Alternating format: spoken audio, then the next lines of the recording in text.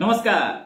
चीन की इकोनॉमी खासे खतरे में आ गई है क्योंकि कोविड लॉकडाउन्स लंबे होते जा रहे हैं और कोविड लॉकडाउन्स सिर्फ शंघाई में ही नहीं, चाइना की कॉमर्शियल कैपिटल जहां पे चाइना का सबसे ज्यादा व्यापार होता है, सबसे ज्यादा प्रोडक्शन होता है, उस एरिया में शंघाई में वहां पर 5 हफ्ते का लॉकडाउन अप्रैल में लग गया था। और अप्रैल मतलब पिछले महीने 8 तारीख के आसपास।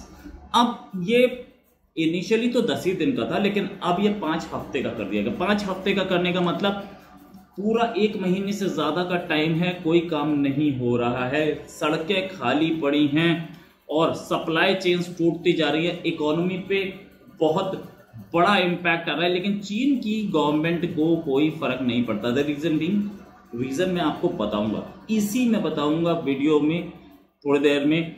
उससे पहले अगर आपने अब तक इस चैनल को सब्सक्राइब नहीं किया तो प्लीज सब्सक्राइब का बटन दबाएं, साथ में बेल आइकन दबाएं ताकि आपको लेटेस्ट खबरें मिलती रहें। अब आते हैं इस खबर पे।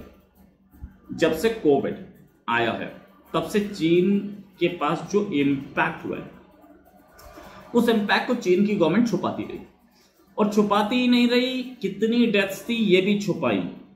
हालांकि अनऑफिशियल एस्टिमेट ये था कि 10 लाख, कुछ अनऑफिशियल एस्टिमेट 20 लाख पे जा रहे थे। चीन की गवर्नमेंट बहुत कम बता रही थी। एक बार उन्होंने रिवाइज की अपनी फिगर्स, लेकिन फिर भी चीन की डेथ्स जो हैं वो डिस्प्यूटेड हैं। एक एस्टिमेट के हिसाब से 10 लाख के आसपास मोबाइल बंद हुए हैं काम करने इस कोविड के दौरान। तो 10 लाख के आसपास मोबाइल बंद हुए हैं, तो माना जा रहा है कि वो वहां इम्पैक्ट है। लेकिन अभी जो रीसेंट लॉकडाउन है, इससे हो क्या रहा है, फैक्ट्रीज का आउटपुट गिरा है। इकोनॉमी फैक्ट्रीज का आउटपुट 6% रिसीड हुआ मार्च से अब तक। साथ में कंस्ट्रक्शन और सर्विस सेक्टर भी गिरा है, इसका आउटपुट भी गिरा है।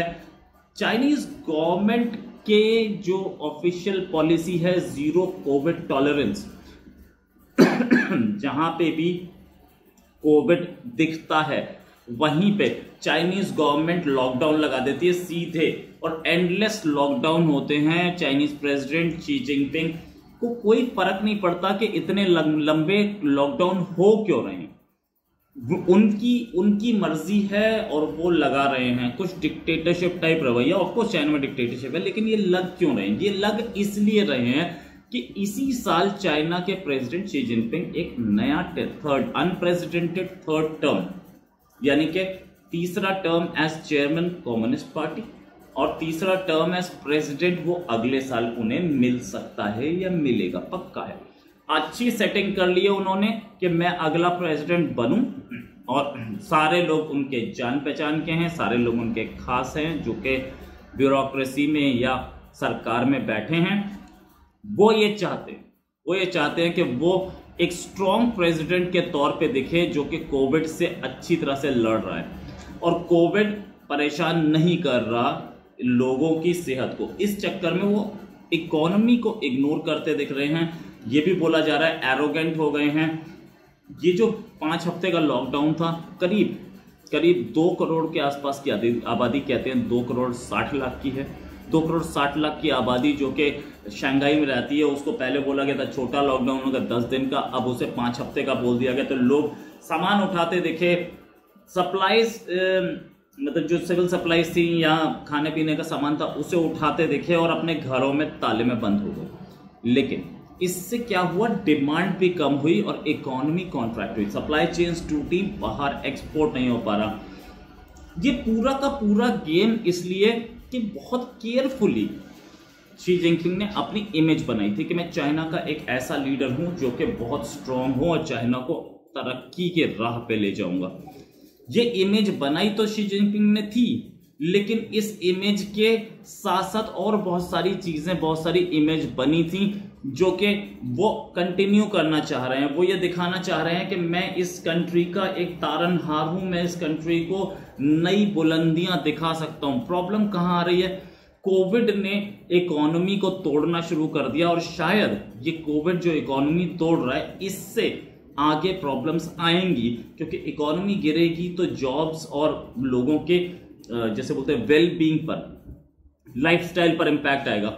एक्सपर्ट्स कह रहे हैं कि चाइनीज इकोनॉमी अपने चाइनीज गवर्नमेंट ने अपनी इकोनॉमी के टारगेट्स को डाउनग्रेड कर दिया है कि भाई हम एक बार कोविड से निपटें और उसके बाद हम टारगेट्स बाद में मैच कर लेंगे। इससे इकोनॉमी नीचे गिर रही है।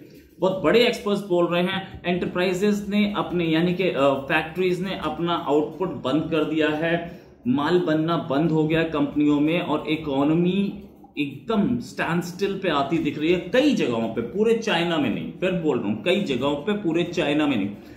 शंघाई या और दूसरे शहर उनमें एकदम बुरी हालत हो गई। दूसरी चीज ये कि बीजिंग में भी ये लॉकडाउन पहुंचने का खतरा हो गया है। शाह महमूद कुरैशी उस दिन उनका एक वीडियो वायरल हुआ था पाकिस्तान से, जहां पर एक पाकिस्तानी स्टूडेंट बोल रहा था कि जी हम चाइना पढ़ने नहीं जा पा रहे, तो उन्होंने यही बोला था कि देखो चाइना का प्रेसिडेंट है शी जिनपिंग, वो तो अपने घर में बैठा, तब से तो वो बाहर ही नहीं निकल रहा, हमसे भी नहीं मिलने के लिए आ रहा वो, और इतने सारे टेस्ट उसने बोल रखे हैं।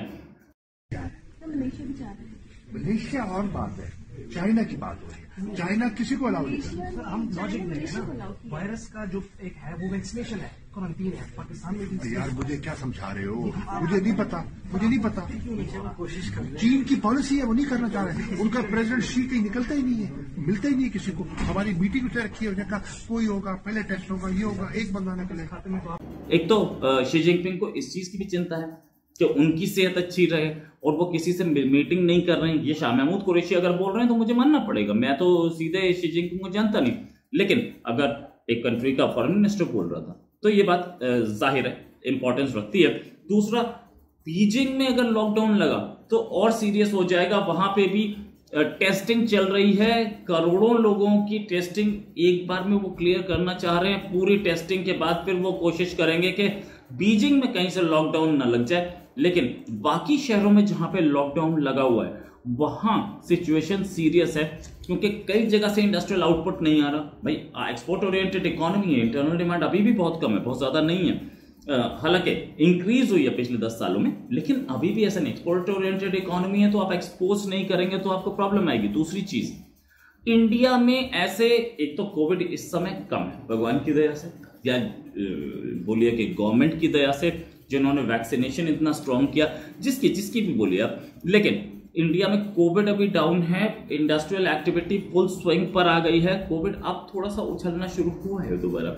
अगर ये वेव, जैसे कि कुछ एक्सपर्ट्स बोल रहे हैं कि वेव आ सकती है और आएगी में फर्क है, चांसेस बहुत कम लग रहे हैं कि अभी तो नेक्स्ट कोविड आने के, अभी तो कोविड वेव आने के चांसेस बहुत कम है। 3000 के आसपास, 3000 से 4000 के बीच में हमारी डेली एवरेज है, डेली जो नए कोविड पेशेंट्स आ रहे हैं उस हिसाब से। तो अगर 130 करोड़ के पॉपुलेशन में देखें तो 3000 कोई बहुत बड़ा वो नहीं है, लेकिन कब ये 3000 से 30,000 पहुंचेगा इस पर भी शक है। ये पहुंच सकता है, इसीलिए सबको बुलाया जाता है कि अपना ख्याल रखें और पूरा प्रकाश रखें ताकि ये 3000 से ये 300 पर जाए। लेकिन इससे एक चीज बहुत क्लियर है कि कोविड जो इंडिया का जो कोविड था वो कर्टेल्ड है इस समय, और इंडिया का इंडस्ट्रियल आउटपुट बहुत अच्छा चल रहा है। तो कुछ कंट्रीज जो कि चाइना से सामान नहीं ले पा रहे वो इंडिया की ओर अपनी नजर मार रहे हैं, जैसे कि ऑस्ट्रेलिया या यूरोपियन यूनियन के पहले भी अभी हाल में बहुत सारे कंट्रीज ने चाइना को वार्निंग भी दी और चाइना पे सैंक्शंस भी लगे कि भाई आप यूक्रेन पे अपना रोल ठीक से नहीं निभा रहे हो। अगर ऐसी चीज चलती रही तो मेरे हिसाब से बहुत बेहतर होगा कि इंडियन इकोनॉमी बेटर चले और चाइना की इकोनॉमी, महत्वाकांक्षा शी जिनपिंग की, जिसकी वजह से इकोनॉमी बेटिंग ले रही है। हालांकि इंडिया की और चाइना की इकोनॉमी में बहुत बड़ा फर्क है, वो कभी भी गिर के इंडिया की इकोनॉमी के सामने के आसपास नहीं आएगा। इतनी जल्दी तो नहीं आना, कभी भी तो नहीं गलत, लेकिन इतनी जल्दी तो नहीं आएगा। इंडियन इकोनॉमी बढ़ के उसके पास जरूर पहुंच सकती है, और वो तो यार एक्सपर्ट्स भी बोल रहे हैं इंडियन इकोनॉमी बढ़ के उसके आसपास पहुंच जाएगी, लेकिन बीटिंग तो ली, इकोनॉमी गिरी तो है। और गिरने का मतलब चाइना की जो फास्ट रेट, जैसे बोलते थे गैलपिंग प्रोग्रेस, वो काफी हद तक डाउन गई है। इस इकोनॉमी को चाइना के अपने खर्चे भी बहुत हाई हैं, इसमें कोई शक नहीं है, और जिस तरीके से खर्चे हैं उस तरीके से अगर इकोनॉमी नहीं चली तो कर्जों में जाती हुई सरकार कुछ बहुत बड़े चमत्कार नहीं कर पाएगी। इसी के साथ एक और खबर के साथ हाजिर होंगे। नमस्कार, जय हिंद।